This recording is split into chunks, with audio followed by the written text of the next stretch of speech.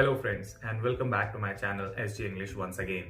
So today we are going to learn a few exciting new words by a book review. So without further ado, let's get back to business. So friends, the book I am going to review is 100 Years of Solitude by the author Gabriel Garcia Marquez. So Gabriel Garcia Marquez is a 1982 Nobel Prize winner in literature, and basically he won the Nobel Prize for this particular piece of writing.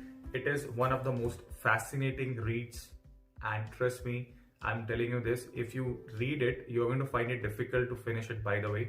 But once you are able to finish it, you'll realize what a gem of a book this is. Read it whenever you get an opportunity. So आज हम क्या करने वाले हैं, इस book का review करने का मेरा मेन पर्पस नहीं है. मेन पर्पस है हमारा वोकैबुलरी इंक्रीज करने का, यूसेज इंक्रीज करने का. और इसमें बुक में जो कैरेक्टर्स हैं, जितने भी कैरेक्टर्स आए हैं या स्टोरी है, उसमें उससे निकल के जो वर्ड्स आते हैं, जो बहुत ही कॉमन से वर्ड्स हैं जो मैंने ढूंढ के निकाले हैं, तो वो वर्ड्स आपके दिमाग में घुस जाएं थ्रू दिस बुक रिव्यू.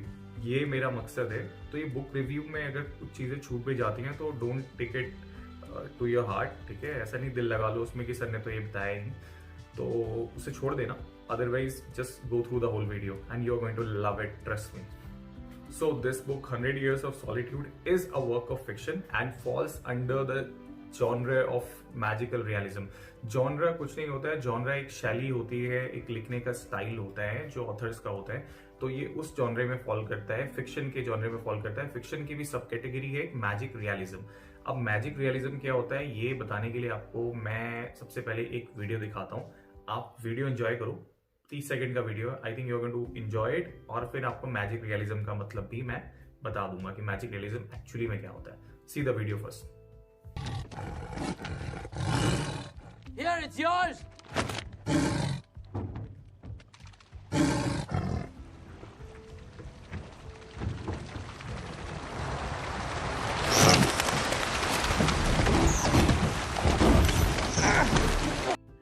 तो दोस्तों, ये जो आपने वीडियो देखा ये लाइफ ऑफ पाई मूवी से था. और यहाँ पे जो रियलिटी के एलिमेंट्स थे, मतलब सच के एलिमेंट्स थे, जो फैक्चुअल एलिमेंट्स थे, वो ये थे कि एक लड़का एक नाव में एक शेर के साथ मिडिल ऑफ द ओशन में है और वहां पे वो देखता है कि मच्छियां उड़ रही हैं आसमान में. अब ऑब्वियसली आप लोग भी इतने समझदार हैं कि यहाँ मछली जो है वो तैरती हैं, उड़ती नहीं है. तो ये वाला जो एलिमेंट था मछलियों के उड़ने का, वो एक मैजिकल एलिमेंट था, वो एक किस्से कहानियों वाला एलिमेंट था, वो सच नहीं था. तो यहाँ पे ऑथर स्टोरी को दिखाने के लिए क्या करता है, रियलिटी को और मैजिक को वो आपस में जोड़ के एक स्टोरी बना देता है. तो ये बेसिकली वही है मैजिक रियलिज्म. सेम वे में कोई भी ऑथर जो बुक लिखते हैं वो भी ऐसा ही करते हैं. कई सारे अपने स्टाइल में लिखते हैं जो वो लोग रियलिटी के, हिस्ट्री के एलिमेंट्स को जोड़ देते हैं अपने किसी मैजिक के साथ या अपनी किस्से कहानियों के साथ, या किसी रिलीजन में कुछ किस्से कहानियां जो होती हैं धर्म में लिखी रहती हैं उनको उसमें जोड़ के एक स्टोरी बना देते हैं. तो मैजिक रियलिज्म इसे कहते हैं दोस्तों. ये जो नॉवल है 100 Years of Solitude, ये बेसिकली कहानी इर्द गिर्द घूमती है मकोंडो नाम के टाउन के, जिसको कि फाउंड किया है जोसे आर्काडियो बुएंदा और उसकी वाइफ अर्सुला इग्वारेन बुएंदा ने. तो this story, this novel is all about the fortunes and the misfortunes of the 7 generations of Buendaya तो family. 7 जनरेशन्स के भाग्य और दुर्भाग्य की ये कहानी है. तो सबसे पहले बात करते हैं जोसे आर्काडियो बुएंदा. जो जोसे आर्काडियो बुएंदा है आदमी, वो किस तरह का आदमी है, वो एक बहुत ही स्टबर्न तरह का आदमी है. स्टबर्न होने के साथ साथ वो बहुत ज्यादा इंक्विजिटिव भी है. अब स्टबर्न और इंक्विजिटिव क्या होता है दोस्तों, ये मैं आपको पिक्चर्स के थ्रू एक्सप्लेन करूंगा. जैसा कि आप पिक्चर दोस्तों यहाँ पे देख रहे हैं, स्टबर्न होने का मतलब ये होता है एक ऐसा आदमी जो कि अपनी पे अड़ जाता है, जो बहुत ही हठी किस्म का आदमी है और वो मान के बैठा है कि मैं ये काम करना है तो करके ही रहूंगा. वो हार नहीं मानता है. He is a very stubborn person. जैसे कि क्लास में भी कई सारे बच्चे ऐसे होते हैं जो स्टबर्न होते हैं, जो अपनी गलतियां नहीं मानते हैं और जिन्होंने कुछ ठान ली होती है तो वो उसे करके ही रहते हैं. तो स्टबर्न होने का दोस्तों मतलब ये होता है. अब बात करते हैं इंक्विजिटिव की. जो जोसे आर्काडियो बुएंदा जो पेट्रार्क है इस फैमिली का, स्टबर्न होने के साथ साथ वो इनक्विजिटिव भी है. अब इनक्विजिटिव क्या होता है दोस्तों, इनक्विजिटिव होने का दोस्तों मतलब ये है कि एक ऐसा व्यक्ति जिसको बहुत ज्यादा जिज्ञासा है चीजें जानने की, वो हर चीज को जानने में लगा रहता है। उसके अंदर एक भूख है कि वो इस चीज को भी जान ले, उस चीज को भी जान ले, और वो इस चीज के लिए ही अपना पूरा टाइम बिताने की कोशिश करता रहता है। दोस्तों, इनक्विजिटिव होने के साथ साथ वो इस तरह के अपने ओरिजिनल आइडियाज भी लेके आता है जो कि पहले और कोई नहीं लाया होता है। वो लाता किस पर लाता कैसे? क्योंकि वो अपने अंदर बहुत सारा जिज्ञासा रखता है। तो जिज्ञासा रखने वाले, क्यूरियोसिटी रखने वाले लोग किस तरह के होते हैं? जो नई नई चीजों का आविष्कार करते हैं या नई नई चीजें लेके आते हैं। ठीक है, अच्छा आगे बढ़ते हैं इसमें। दोस्तों वापस आते हैं मकोंडो में। मकोंडो शुरुआत में कट ऑफ होता है पूरी दुनिया से, एक सॉलिटरी टाउन होता है। सॉलिटरी का मतलब क्या होता है दोस्तों? अब सॉलिटरी टाउन होता है, सॉलिटरी का मतलब होता है अलग थलग पड़ा हुआ, बिल्कुल अकेला पड़ा हुआ एक टाउन होता है, एक शहर होता है जिसका दूसरी जगहों से कोई कांटेक्ट नहीं है, कटा हुआ है शहर पूरा दूसरी तरह से। मगर ये ज्यादा टाइम तक ऐसा नहीं रह पाता है। कुछ लोग हैं जो यहाँ पे उस समय में भी इधर आते हैं गांव में, उनको बोलते हैं जिप्सीज। जिप्सीज लोग जो हैं वो साल में एक बार आते हैं, मेला टाइप का वो लगाते हैं वहां पे, और साल में एक बार वो आते हैं उस गांव में, मकोंडो में। तो जिप्सीज दोस्तों वो लोग हैं जिनका अपना कोई घर बार नहीं होता है, जैसा कि आप इंडिया में भी देखते होंगे जिनको बागड़ी बोलते हैं। राजस्थान के बागड़ी लोग आते हैं जो लोहे का काम करते हैं, सरिये से आपकी तलवार बनाते हैं, इस तरह के लोग। तो बागड़ी लोग क्या करते हैं बेसिकली, उनके पास भी कोई परमानेंट सेटलमेंट नहीं होता है, इसीलिए वो वॉन्डरर्स होते हैं। वॉन्डरर्स मतलब कि वो इधर उधर घूमने वाले लोग होते हैं। तो उसी तरह से जिप्सीज जो हैं वो इस मकोंडो नाम के गांव में आते थे और इस गांव के लोगों को नए नए इन्वेंशंस के बारे में, नए नए आविष्कारों के बारे में बताते थे। इसकी वजह से जोसे आर्काडियो बुएंदा, जिसके बारे में मैंने आपको बताया, बहुत ही इनक्विजिटिव तरह का आदमी था, बहुत ही जिज्ञासा रखने वाला आदमी था। तो उसके अंदर भी एक इंतजार रहता था उसको भी कि जिप्सीज कब आएंगे। अब इन जिप्सीज के साथ एक व्यक्ति आता था जिसका नाम मेलक्वाडिस था। मेलक्वाडिस बहुत अच्छा व्यक्ति था जिसके पास बहुत अच्छा ज्ञान भी था, नॉलेज भी था। तो वो जोसे आर्काडियो बुएंदा का एक बहुत अच्छा दोस्त बन जाता है और जोसे आर्काडियो बुएंदा उससे बहुत सारी चीजें सीखता भी है। दोस्तों क्या होता है कुछ टाइम बाद कि ये जो मकोंडो नाम का टाउन है, it gets expose to the outside world. तो आउटसाइड वर्ल्ड के एक्सपोजर के बाद इस टाउन में भी वो सारी चीजें होने लग जाती है, उस चीज बाहर का इफेक्ट पड़ने लग जाता है जो पहले नहीं पड़ रहा होता है। तो जो सिविल वॉर पूरी देश में चल रहा होता है वो मकोंडो में भी आ जाता है और आंतरिक युद्ध यहाँ पे भी दिखाई देने लगता है। आंतरिक युद्ध के साथ साथ जो नेचुरल कैलेमिटीज होती हैं, डिजास्टर होते हैं, वो भी इस टाउन में दिखाई देने लग जाते हैं। इसके साथ साथ दोस्तों मैं एक छोटी सी बात बताऊंगा कि जो ये फैमिली है, बुएंदास की फैमिली है जिसने स्टार्ट किया होता है ये गांव, उनके यहाँ एक बड़ा अजीब सा ट्रेडिशन है। वो लोग अपने न्यूबॉर्न्स का जो नाम है वो अपने एंसेस्टर्स के नाम पे ही रखते हैं। तो इसी तरह से दो नाम जो है बहुत ज्यादा रिपीट हुए हैं इस नॉवल में, और इतनी बार रिपीट हुए हैं कि मैं आपको बता भी नहीं सकता। एक मेन नाम जो रिपीट हुआ है वो ऑरिलियानो हुआ है।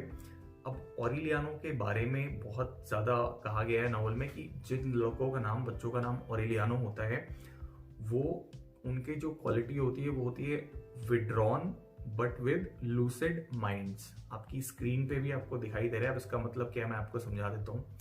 विड्रॉन का मतलब दोस्तों होता है कि इस तरह के व्यक्ति जो कि इंट्रोवर्टेड हैं, जो इंट्रोवर्ट्स हैं, जो बाहर से ज्यादा कनेक्शन नहीं रखते हैं, जो अपने आप में रहते हैं, ठीक है, जिनको दुनियादारी से ज्यादा मतलब नहीं रहता है। लेकिन उन लोगों की एक और क्वालिटी है, जो विड्रॉन लोग हैं, जो ऑरिलियानोज हैं, वो विड्रॉन तो हैं, लोगों से अलग थलग तो रहते हैं, लेकिन उनका जो माइंड है, वो माइंड क्या है, वो लूसिड माइंड है। लूसिड का मतलब दोस्तों होता है बहुत ही स्पष्ट रूप से सोचने वाला और बोलने वाला, यानी कि वो जो सोचते हैं उसमें किसी भी तरह का कोई कंफ्यूजन या असमंजस की स्थिति नहीं होती। दोस्तों दूसरा नाम जो उसमें बहुत ज्यादा इस्तेमाल हुआ है वो हुआ है आर्काडियो। आर्काडियो के बारे में लिखा गया नोवेल में कि आर्काडियोज आर इम्पल्सिव एंड एंटरप्राइजिंग। अब दोस्तों इम्पल्सिव और एंटरप्राइजिंग का क्या मतलब है, पहले आते चलिए इम्पल्सिव में। तो जोसे आर्काडियो नाम के जो बंदे होते हैं इस नॉवल में, वो किस तरह के होते हैं, वो बहुत इम्पल्सिव होते हैं। अब इम्पल्सिव का मतलब क्या है कि वो ज्यादा सोच समझ के कोई फैसला नहीं लेते हैं, और अगर उनको लगता है कि करना चाहिए तो वो एकदम कर देते हैं। यानी कि अगर किसी ने उन्हें थप्पड़ मारा है तो वो बिना सोचे समझे एकदम से उसे इम्पल्सिवली थप्पड़ मार देंगे। इम्पल्सिव के और भी ज्यादा एक और सिनोनिम है इम्पेचुअस, आपको दिखाई दे रहा होगा, इम्पेचुअस दिखाई दे रहा होगा, इम्पेचुअस यहाँ पे इसका सिनोनिम है। इम्पेचुअस भी सेम है दोस्तों, कि अगर आप ज्यादा सोचे समझे बिना ना काम करें तो फिर वो आप इम्पेचुअस या इम्पल्सिव होते हैं। एक हिंदी में भी शब्द है दोस्तों, जैसे वेग में आके काम करने वाले, वेगशील, अचानक कुछ कर बैठने वाले लोग, जो अचानक से कोई भी काम कर देते हैं, ठीक है, तो वो भी आप बोल सकते हो हिंदी में। दोस्तों इम्पल्सिव होने के साथ साथ ये लोग एंटरप्राइजिंग भी हैं। एंटरप्राइजिंग का मतलब क्या होता है? एंटरप्राइजिंग को जानने के लिए एक वर्ड जो आजकल बहुत ज्यादा इस्तेमाल होता है हमारे यहाँ, वो है इनोवेटिव। अब ये इनोवेटिव क्या है, इनोवेशन क्या है?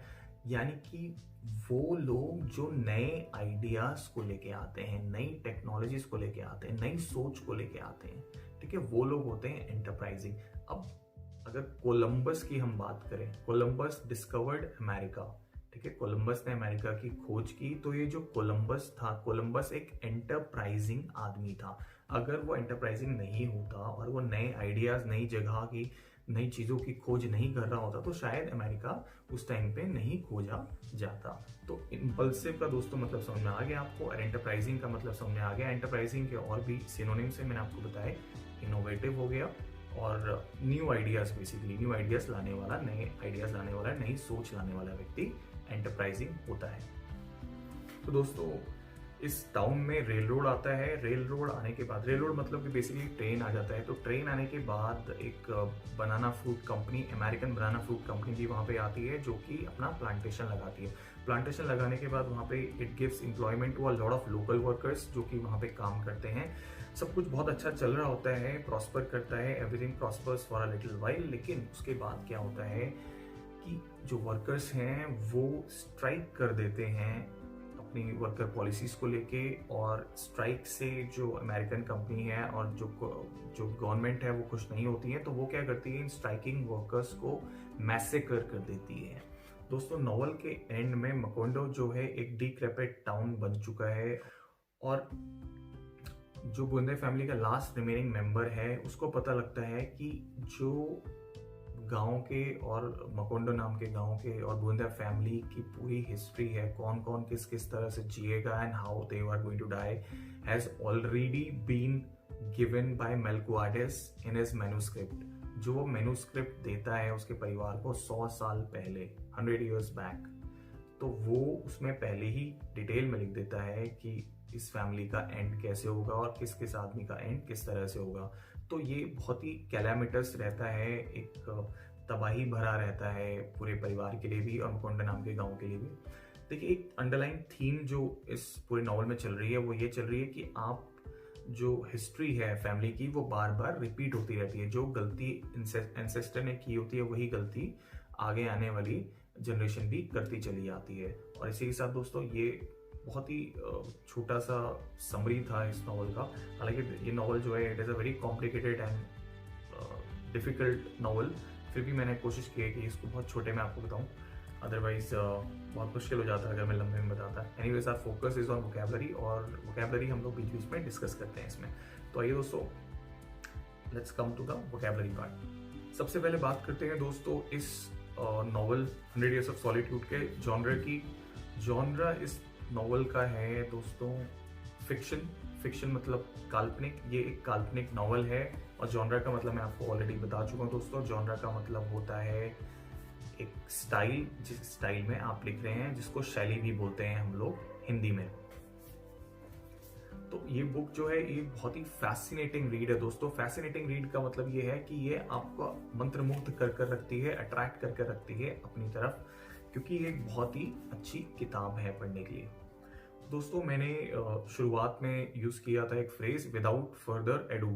तो विदाउट फर्दर एडू अब आपकी स्क्रीन पे है। विदाउट फर्दर एडू का मतलब ये है without further delay.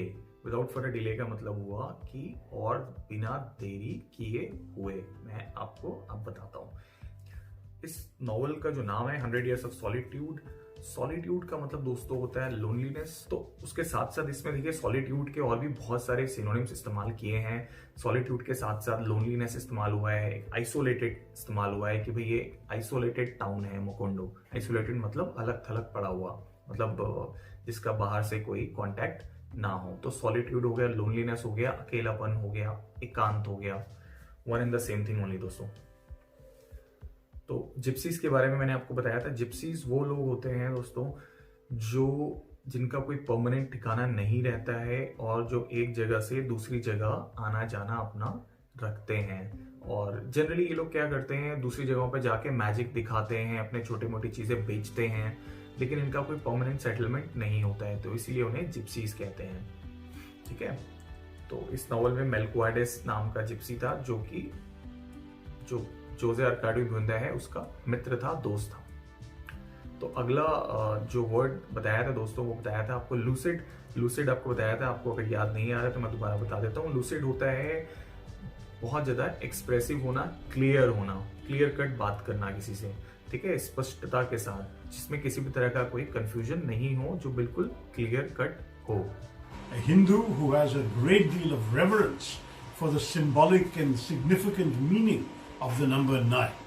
And I think it's an auspicious number.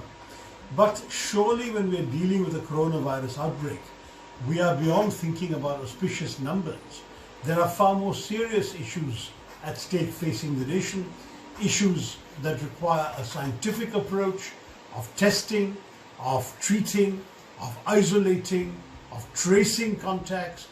दोस्तों नेक्स्ट वर्ड जो आया है वो है विड्रॉन, इंट्रोवर्ट या फिर सॉलिटरी या फिर सॉलिट्यूड भी बोल सकते हैं। वैसे देखिए, वो उस तरह का इंसान जो अपने आप में ही सीमित रहता है, ठीक है, वो क्या होता है, इंट्रोवर्ट रहता है। उसको बाहरी दुनिया से ज्यादा मतलब नहीं रहता, वो बाहरी दुनिया के साथ ज्यादा किसी तरह का कोई सोशल कॉन्टैक्ट नहीं रखता है, वो अपने आप में ही रहता है। तो वे इस तरह के सॉलिटरी, इंट्रोवर्ट, इस तरह के वर्ड्स, विड्रॉन, इस तरह के वर्ड्स उसके लिए हम लोग इस्तेमाल कर सकते हैं। दोस्तों नेक्स्ट जो आया था वो आया था इम्पल्सिव या इम्पेचुअस। इम्पल्सिव या इम्पेचुअस उस तरह का आदमी होता है जो अपने फैसले लेने से पहले बहुत ज्यादा सोचता नहीं है, यानी कि वो फैसला ले लेता है अचानक से, ठीक है, वो बहुत ज्यादा केयरफुल थॉट अपना नहीं देता है कोई भी फैसला लेते वक्त, जैसा कि इस पिक्चर में आप लोग देख रहे हैं अभी। नेक्स्ट जो आया था वो आर्काडियो नाम के आदमियों के लिए आया था कि आर्काडियो नाम के आदमी किस तरह के होते हैं, एंटरप्राइजिंग और इनोवेटिव, यानी कि उस तरह के लोग जो नई नई चीजें इस्तेमाल करते हैं, जो परिवर्तन लेके आते हैं, चेंजेस लेके आते हैं, जो नई नई इनोवेशंस लेके आते हैं, जिनके अंदर बहुत ज्यादा जिज्ञासा होती है कुछ नई नई चीजें करने की। तो वो लोग कैसे होते हैं, एंटरप्राइजिंग होते हैं और इनोवेटिव होते हैं। तो जैसे आर्काडियो नाम के आदमी होते हैं इस नॉवल में, वैसे ही एंटरप्राइजिंग मतलब जो परिवर्तन लाने वाले आदमी होते हैं, इनोवेटिव आदमी होते हैं, नई नई चीजें करना जिन्हें पसंद होता है, वो कौन होते हैं, एंटरप्राइजिंग। जैसे मैंने आपको एग्जांपल भी दिया था दोस्तों कोलंबस का। अच्छा, इसमें जो मैजिक रियलिज्म की मैंने बात की, इसमें एक सरियल वर्ड का भी इस्तेमाल होता है, SURREAL। अब सरियल का मतलब, इसको प्रोनाउंस जो करते हैं वो कहते हैं सरियल, सरियल, सोरियाल नहीं करते हैं, सरियल करते हैं। तो जो सरियल है बेसिकली क्या है, ड्रीम लाइक, यानी स्वप्न की तरह, यानी कि जो हम देख रहे हैं वो इतना शानदार है कि it is like a surreal thing. तो जैसे ये शॉट है, आप देखेंगे मिचेल स्टार कितना फास्ट बॉलर है, उसके खिलाफ तिलक रत्न दिलशान ने ये शॉट खेला। ये एक अनबिलीवेबल शॉट है, एक सरियल शॉट है, यानी कि ड्रीम लाइक शॉट है ये। मैंने बताया था बनाना प्लांटेशन, तो बनाना प्लांटेशन जो है इस नॉवल में जो इस्तेमाल हुआ है वो बनाना रिपब्लिक के ऊपर एक कटाक्ष की तरह इस्तेमाल हुआ है। बनाना रिपब्लिक वर्ड जो है वो इंग्लिश डिक्शनरी में आपको दिखेगा। बनाना रिपब्लिक्स उस तरह के देश होते हैं जहां पे जो पॉलिटिक्स है वो बहुत अनस्टेबल है, अस्थिर है जो पॉलिटिक्स है, और पॉलिटिशियन जो है आपस में बहुत लड़ते रहते हैं। और इस जो कंट्री है, जैसे कि कोलंबिया का टाइटल है, कोलंबिया कंट्री की बात कर रहे हैं। कोलंबिया कंट्री एक या दो ही चीजों के व्यापार के ऊपर डिपेंडेंट है, तो उन लोगों को क्या बोलते हैं, उस कंट्री को क्या बोलते हैं, बनाना रिपब्लिक कंट्री। यानी कि इस तरह की कंट्रीज जहां का पॉलिटिकल एनवायरनमेंट बहुत ज्यादा अनस्टेबल है, अस्थिर है, और अस्थिर होने के साथ साथ वहां की जो इकोनॉमी है, वहां की जो अर्थव्यवस्था है, वो एक आइटम जो कि इस केस में बनाना है, इसीलिए उसे बनाना रिपब्लिक बोलते हैं। बनाना के ऊपर ही वो लोग पूरा का पूरा डिपेंडेंट रहते हैं अपना। अगर बनाना का व्यापार रोक दोगे तो फिर उनकी कहानी खत्म हो जाएगी, ठीक है। तो बनाना रिपब्लिक इसे बोलते हैं। दोस्तों मैसेकर वर्ड का इस्तेमाल हुआ था। मैसेकर तो मुझे लगता है आप सभी लोगों को पता होगा। मैसेकर का मतलब होता है कत्लेआम। जैसा कि अनफॉर्चुनेटली हिटलर ने किया था जर्मनी में ज्यूज के साथ, उसने कत्लेआम किया था ज्यूज के साथ वहां पे अनफॉर्चुनेटली, तो मैसेकर उसे भी बोलते हैं दोस्तों नेक्स्ट वर्ड जो इस्तेमाल हुआ था वो हुआ था डिक्रेपिट। जैसे कि मैंने कहा था मकोंडो नाम का गांव by the end of the story एक बहुत ही डिक्रेपिट स्टेट में है। Same is the case with the Buendia family, वो भी एक डिक्रेपिट स्टेट में है, यानी कि ओल्ड एंड वॉर्न आउट, यानी कि ऐसी स्थिति में है जो कि बहुत ही जर्जर हो चुकी है, उनकी हालत इतनी खराब हो चुकी है कि वो कभी भी गिर सकते हैं, मर सकते हैं, तबाह हो सकते हैं। तो डिक्रेपिट का मतलब दोस्तों ये होता है। दोस्तों नेक्स्ट जो बात कर रहे थे हम लोग कर रहे थे डिसाइफर करने की मैन्यूस्क्रिप्ट जो कि मेलक्वार्टिस ने दी थी बुएंदा फैमिली को। तो मैन्यूस्क्रिप्ट का मतलब आई थिंक आप सभी लोगों के समझ में आता होगा। मैन्यूस्क्रिप्ट का मतलब होता है कि लिपि, एक ऐसी चीज, एक ऐसा बेसिकली पेपर जिसमें सिंबल्स के थ्रू हैंडराइटिंग में कुछ लिखा हुआ हो, तो बेसिकली मैन्यूस्क्रिप्ट बोलते हैं, लिपि बोलते हैं। तो उस चीज को डिसाइफर करना पड़ता है। डिसाइफर का मतलब होता है दोस्तों कि उसे पढ़ना या समझना या उसे डिकोड करना, उसे डिसाइफर करना बोलते हैं। तो दोस्तों thank you so much for watching the video. आज के लिए इतना ही। आई होप कि आप सभी लोगों के सभी कुछ समझ में आ गया होगा। मैं डिटेल्स में डिस्क्रिप्शन में आपको ये सारे वर्ड्स विद देयर मीनिंग्स दे रहा हूं। आपसे रिक्वेस्ट है कि just go through the list once again, और आपको ये वीडियो जितनी बार भी देखना हो रिवाइंड करके आप लोग देख सकते हैं। And it is a personal request, like subscribe share कीजिएगा, मोटिवेशन बना रहता है। Thank you so much. And last but not the least, whenever you get the time, just make sure you read this book. It's a lovely, fantastic read. Thank you so much.